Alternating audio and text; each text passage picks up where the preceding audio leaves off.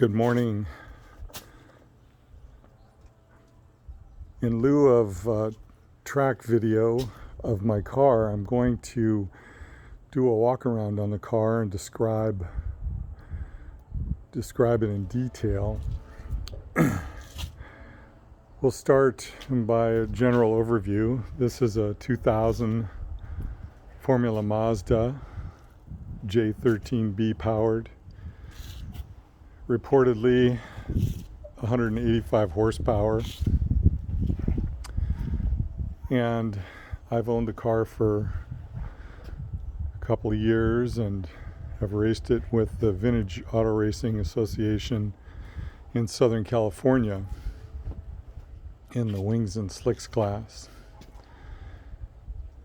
Starting at the back of the car, this is the rear wing, fully adjustable.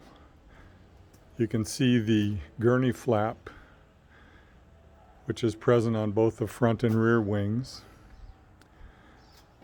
Originally designed by Dan Gurney, and I don't know the physics, but I understand it greatly enhances downforce.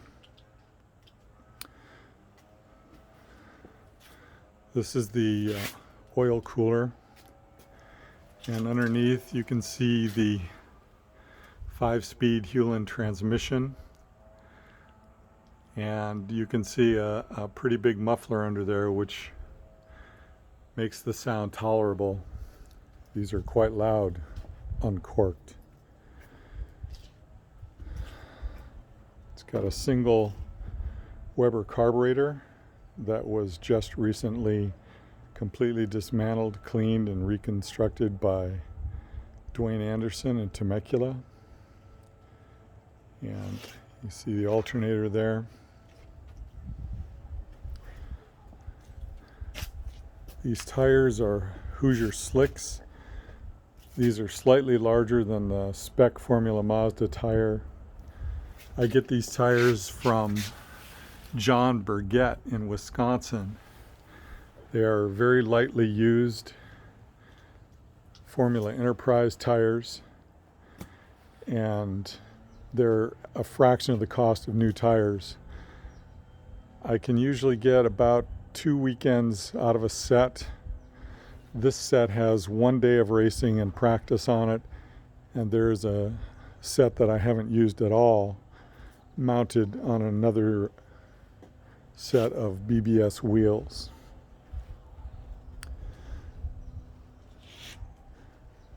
You can see the blue paint on this car is in pretty good shape still.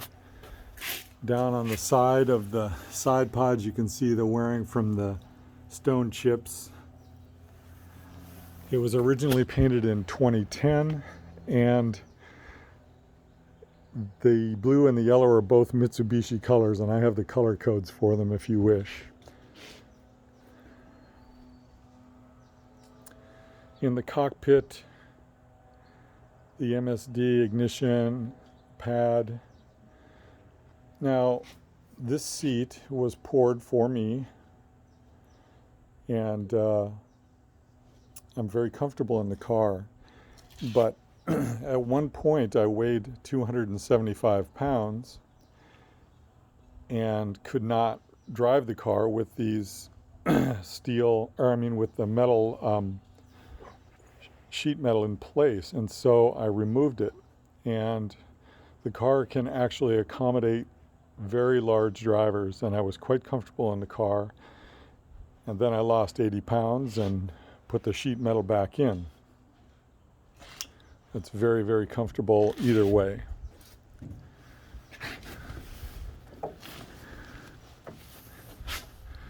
This is the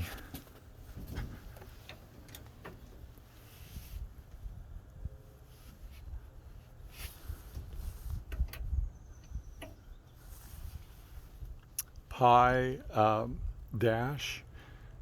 It's not a very recent model, but every element of it still functions as far as I know.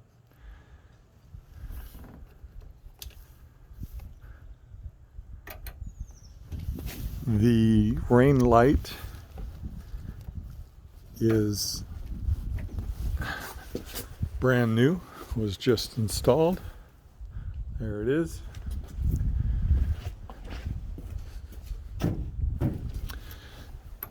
It has cockpit brake bias, and there's the fire pole over there. The ignition and fuel pump switches are there, and the start button is down there. Steering wheel detaches.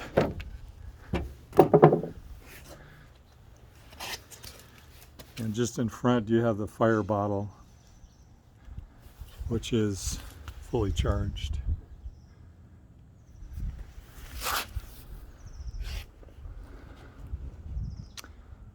The pedals in front, and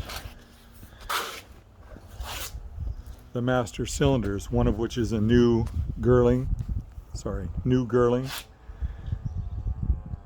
The brake pads are new, front and rear, and the battery.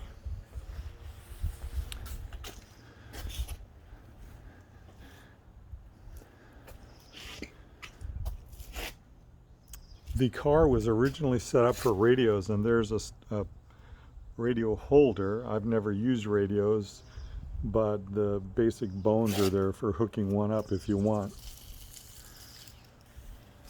So there you have it. I use 30 weight synthetic red line in the engine and synthetic red line in the transmission too. The car has the oil pump mechanism is still on the car. Some people delete those, but this car has it on it. But I do add 1 ounce of two-stroke oil per gallon of fuel, period. These cars are said to be able to run on pump gas.